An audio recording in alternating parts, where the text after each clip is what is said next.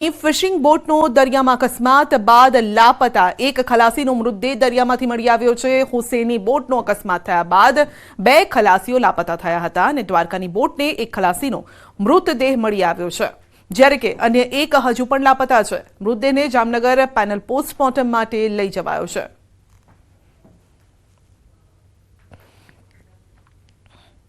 અંકલેશ્વરમાંથી દેશી બનાવટનો તમંચો જપ્ત થયો છે। જીઆઈડીસી પોલીસે એક તમંચો અને કાર્ટ્રિજ મળી અને કુલ 15,000નો મુદ્દામાલ કબજે કર્યો છે, જ્યારે કે પરપ્રાંતીય વ્યક્તિને ઝડપી પાડી આર્મ્સ એક્ટ હેઠળ ગુનો નોંધી વધુ તપાસ હાથ ધરી છે।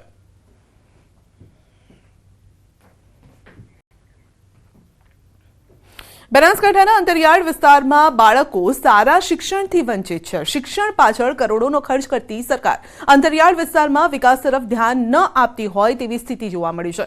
જર્જરિત શાળાઓ હોવાની રાવ અંતરિયાળ વિસ્તારમાંથી અવારનવાર સંભળાય છે। પાલનપુરની કમાલપુર બ્રાન્ચ નંબર 3 પ્રાથમિક શાળા અત્યંત જર્જરિત છે અને શાળામાં 20 ઓરડા આવેલા છે। આ 20 ઓરડામાંથી 13 ઓરડા જર્જરિત છે। ધોરણ 1 થી 7ના બાળકોને બેસાડવામાં તકલીફ પડે છે।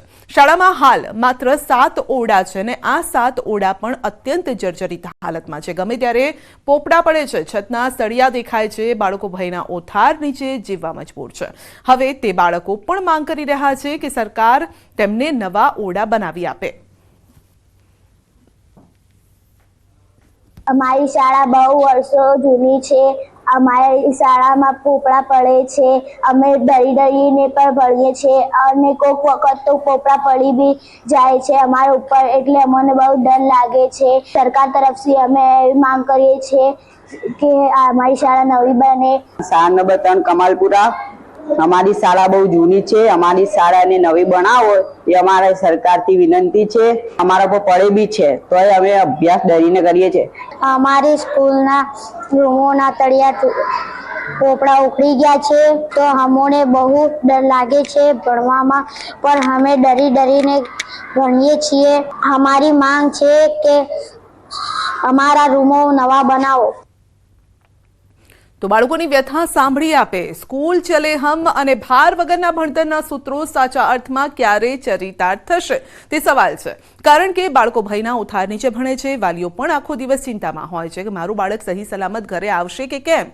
શાળાના આચાર્ય સાથે પણ ન્યૂઝ 18 ગુજરાતીએ વાતચીત કરી। આચાર્યનું કહેવું છે કે ઓરડાના સમારકામને લઈ આગળ રજૂઆત કરાય છે। બાળકો આવે તે પહેલા અમે પોપડા જે ખર્યા હોય છે તેને લઈ લઈએ છીએ। બાળકોને ક્યારે સારા ઓરડા અને શિક્ષણ મળશે તે જોવું રહ્યું। ઘોર નિંદ્રામાં રહેલ તંત્ર બાળકોની ચિંતા ક્યારે કરશે અને ક્યારે નવા ઓરડા મળશે તે સવાલ છે। ઓર્ડર આવે અને પાડી દેવાના છે અને બાકીના જે 7 ઓરડા છે એ 7 ઓરડા પણ થોડા વીક છે, પરંતુ એમાં બાળકો બેસાડી શકાય એવી પરિસ્થિતિ થોડી છે। એ બાકીની સ્કૂલને પાડવા માટે પણ હવે દરખાસ્ત કરવાની છે। અમારે એસએમસીની અંદર આનો ઠરાવ થઈ ગયેલો છે। ઓરડા પાડવા માટે પણ મંજૂરી માંગવાના છીએ। સુરતના અઠવાલાઇન્સ જનસેવા કેન્દ્રમાં લોકોની ભીડ ઉમટી છે। આરટીઈના ફોર્મ ભરવા આવકનો દાખલો લેવા માટે લોકો આવ્યા છે। તંત્ર દ્વારા કોઈ વધારાની વ્યવસ્થા ન કરાતા લોકોને મુશ્કેલી પડી રહી છે। મહિલાઓ સાથે નાના બાળકો અને સિનિયર સિટીઝન કલાકો સુધી લાઇનમાં ઊભા રહેવા માટે મજબૂર બન્યા।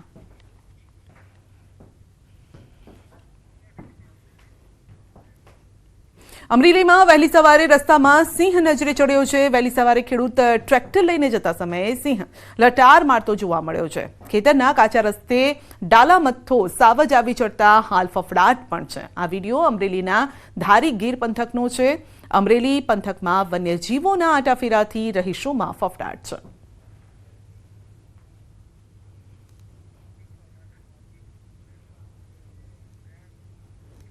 તો વલસાડમાં દીપડો દેખાતા લોકોમાં ભયનો માહોલ સર્જાયો છે। વલસાડના ધડોઈ ગામમાં આંબાવાડીમાં દીપડો આંટાફેરા મારતો નજરે પડે છે।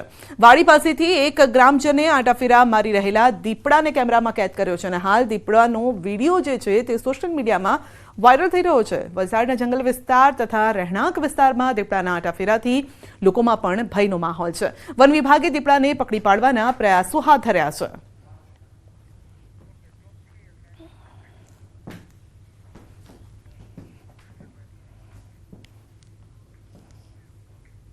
અને હવે નજર કરીશું ટોપ 3 હેડલાઇન્સ પર। વડોદરાના શિનોર સાદલી ગામમાં યુવક પર હુમલો, ઝઘડાની અદાવતમાં માર્યા લાકડીના ફટકા, ઘટના સીસીટીવીમાં કેદ.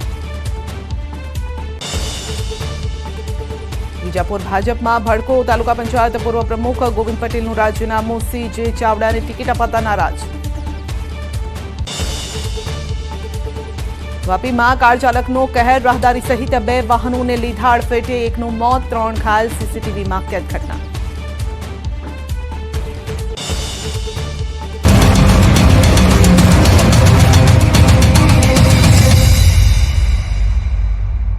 लुबी पम्प्स, फ्लो नहीं फोर्स.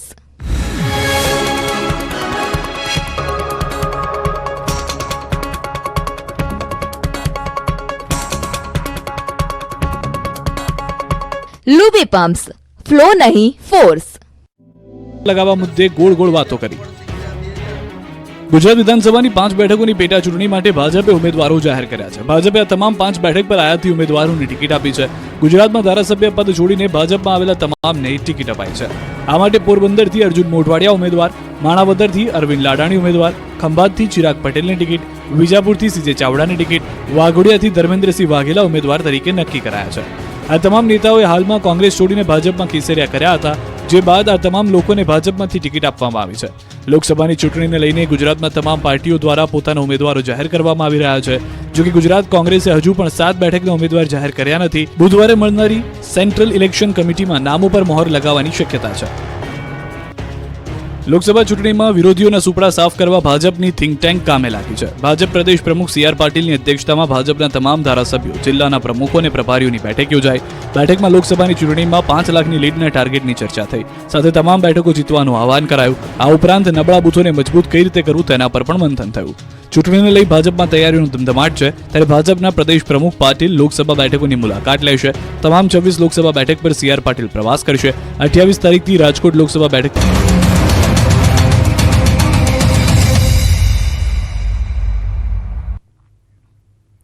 વાપીમાં અકસ્માતની ઘટના ઘટી છે. એકનું મોત થયું છે અને 3 લોકો ઘાયલ થયા છે. બેફામ કાર ચાલકે રાહદારી સહિત વાહનોને અડફેટી લીધા. કાર ચાલકે 4 લોકો અને 2 વાહનોને અડફેટી લીધા. અકસ્માતમાં એકનું મોત થયું છે, 3 લોકો ઘાયલ થયા છે. ડુંગરમાં અકસ્માત બાદ કાર પણ પલટી ખાઈ ગઈ. સોમવારે બનેલી આ ઘટના, જેના CCTV સામે આવ્યા છે. પોલીસે કાર ચાલક સામે ફરિયાદ નોંધી છે.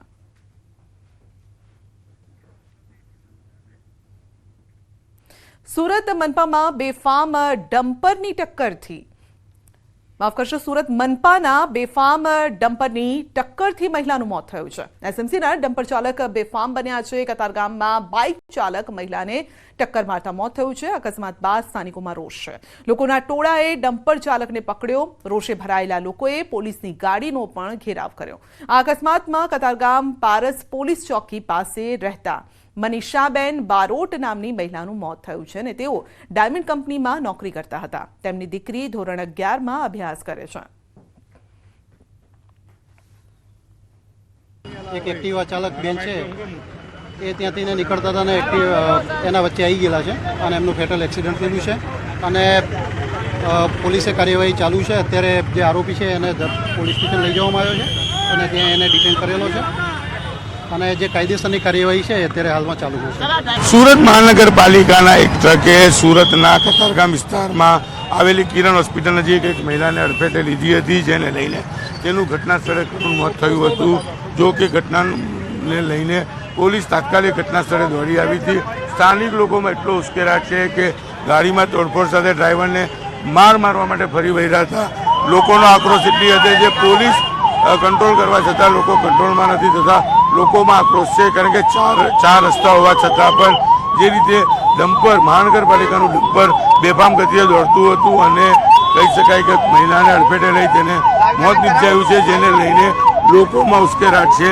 પોલીસ લોકોને દૂર કરવા માટે સતત કહી શકાય કે એ કરવામાં આવે છે. ડમ્પર ચાલકની પોલીસ દ્વારા અટકાયત કરવામાં આવી છે, પણ લોકો પોલીસની ગાડીને હટવા દેવા તૈયાર નથી. જે પ્રકારે કહી શકાય કે લોકોમાં આક્રોશ છે, ત્યારે એ પ્રકારે કહી શકાય લોકોની માંગ છે કે ડ્રાઈવરને બહાર ઉતારો અને પબ્લિકના હવાલે કરો, જેને લઈને લોકોમાં ઉશ્કેરાટ છે. લોકો સતત આક્રોશમાં જોવા મળી રહ્યા છે, કારણ કે એક મહિલાનું મોત થયું છે. આ જગ્યા પર અનેક વખત અકસ્માતો થતા હોય છે. એસએમસી વાળા બેફામ ટ્રક ચલાવે છે, જેની પાસે લાયસન્સ નથી. અત્યારે એ લોકો બેફામ ટ્રક ચલાવીને બધાને એને ખબર છે કે આગળના વ્હીલમાં પેલી બેન આવી ગઈ છે, તો પછી એને ભગાવવાની શું જરૂર હતી? આગળનું વ્હીલ આવી ગયું તો બી એને પાછલા જોટામાં એ બેનને ધસડીને લઈ ગયા. આજે આ બધાના મોત થાય છે, તેનું જવાબદાર કોણ? આજે આ બેન નું પહેલા આગળના વ્હીલમાં આવી ગયા, છતાં બી ટ્રક ઉભો નથી રાખતા અને પાછળના વ્હીલમાં લઈ લીધું. પછી એની પાસે અમે જોયું તો નથી લાયસન્સ, નથી ગાડીના કાગળિયા, કોઈ વસ્તુ કાંઈ નથી. અને એના એસએમસી ના માણસો આવીને એને બસાવા પક્ષમાં લઈ જતા હતા. અમે રોક્યા, પોલીસ બી એના તંત્રમાં એ બાજુ ખેંચે છે અને એસએમસી ના માણસો બી એનામાં ખેંચે છે. અકસ્માતને લઈને લોકોમાં આક્રોશ છે. લોકો ડ્રાઈવરને લઈ જવા દેતા નથી. પોલીસ સહિત મહાનગરપાલિકાનો સ્ટાફ આવી ગયો. જે વ્યક્તિની અટકાયત કરવામાં આવી છે તેની પાસે લાયસન્સ નથી. તમે જોઈ શકો છો કે લોકોમાં આક્રોશ છે. વ્યક્તિને ગાડીમાં બેસાડવામાં આવેલો છે, જે ડ્રાઈવર છે. આગલા વ્હીલમાં મહિલા આવી ગયા બાદ તેને પાછલા વ્હીલમાં લઈ લીધી હતી, એટલે કે પોતાનો બચાવ થાય. અને લોકોમાં જે આક્રોશ છે તેને લઈને વાતાવરણ તંગ બન્યું છે. અન્ય પોલીસને બોલાવવામાં આવી છે. લોકોની માંગ એક જ છે કે આ વ્યક્તિને પોલીસના હવાલે નહીં પણ પબ્લિકના હવાલે કરો. એટલે કે અકસ્માતની ઘટનાને લઈને સુરતના કતારગામ વિસ્તારમાં લોકો રસ્તા પર ઉતર્યા છે, ગાડીમાં તોડફોડ કરી છે. અને જે પ્રકારનું વાતાવરણ છે તેને લઈને કહી શકાય લોકોમાં સતત આક્રોશ જોવા મળી રહ્યો છે. કેમેરામેન ભરત બ્રહ્મભટ્ટ સાથે કીર્તેશ પટેલ, ન્યૂઝ 18 ગુજરાતી, સુરત. સુરતમાં રત્ન કલાકારનું કારસ્તાન સામે આવ્યું છે. હીરા ઉદ્યોગમાં ચાલતી મંદી વચ્ચે રત્ન કલાકારે કારખાનાના માલિક સાથે છેતરપિંડી કરી હોવાની ઘટના સામે આવી છે. અસલી હીરાના બદલે ઓછા વજનવાળા અને હલકી ગુણવત્તાવાળા હીરા બદલે 1.50 લાખના હીરા બદલી નાખ્યા. તો હીરાનું વજન ઓછું જણાતા માલિકે શંકાના આધારે તપાસ કરતા સમગ્ર મામલો સામે આવ્યો. સમગ્ર છેતરપિંડીના મામલે 1.5 લાખના હીરા બદલી લેવાયા હોવાની ફરિયાદ પોલીસ મથકે નોંધાવી. પોલીસે સીસીટીવી ફૂટેજના આધારે વધુ તપાસ પણ શરૂ કરી છે.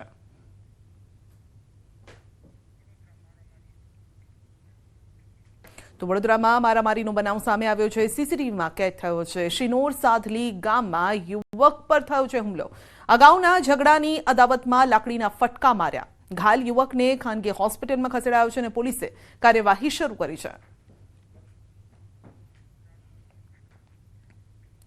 જેતપુરના ચાંદની ચોકમાં મુસ્લિમ સમાજના આગેવાન પર હુમલો થયો છે. રાત્રિના સમયે જાણ્યા 4 થી 5 શખ્સોએ પાનના ગલ્લા પર ઉભેલા ફારૂક નગરિયા પર જીવલેણ હુમલો કર્યો છે. તો જે સમગ્ર ઘટનાના સીસીટીવી ફૂટેજ સામે આવ્યા છે. હુમલામાં ગંભીર રીતે ઇજાગ્રસ્ત થયેલા ફારૂકભાઈને જેતપુર સરકારી હોસ્પિટલ ખસેડાયા છે. જેતપુર સિટી પોલીસે અજાણ્યા શખ્સની તપાસ હાથ ધરી છે.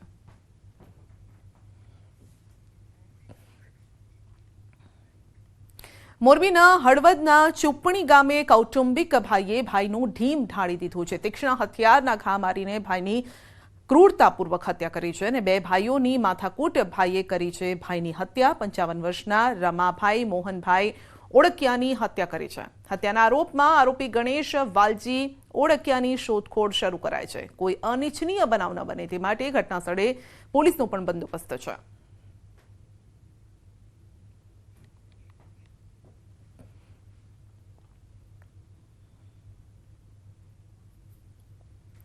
તો રાજ્યમાં રોગચાળાએ ફરી માથું ઉંચક્યું છે. અસારવા સિવિલ હોસ્પિટલમાં H1N1ના 5 કેસ નોંધાયા છે, જ્યારે કે H1N1ના કેસ સહિત કોરોનાના 2 કેસ પણ નોંધાયા છે અને હાલ હોસ્પિટલમાં 4 દર્દીઓ સારવાર હેઠળ છે, જેમાંથી 4 દર્દી ગુજરાતના જ્યારે કે 1 દર્દી મધ્યપ્રદેશનો છે.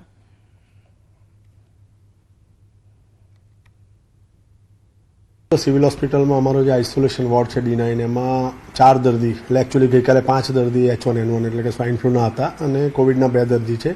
5 દર્દીમાંથી 1 વ્યક્તિને રજા મળી ગઈકાલે, એટલે કે અત્યારે 4 દર્દીઓ છે. 4માંથી 3 ગુજરાતના, 1 મધ્યપ્રદેશનો.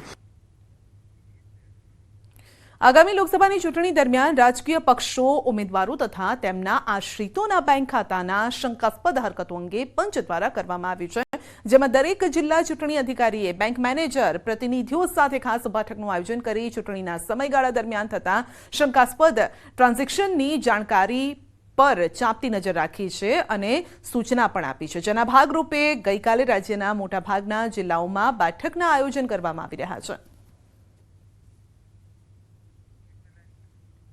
તો જિલ્લા ચૂંટણી અધિકારીઓને પંચનો આદેશ છે, ખાસ કરીને જે ટ્રાન્ઝેક્શન થઈ રહ્યા છે ચૂંટણી સમયે તેના પર નજર રાખવા માટે કહેવામાં આવ્યું છે.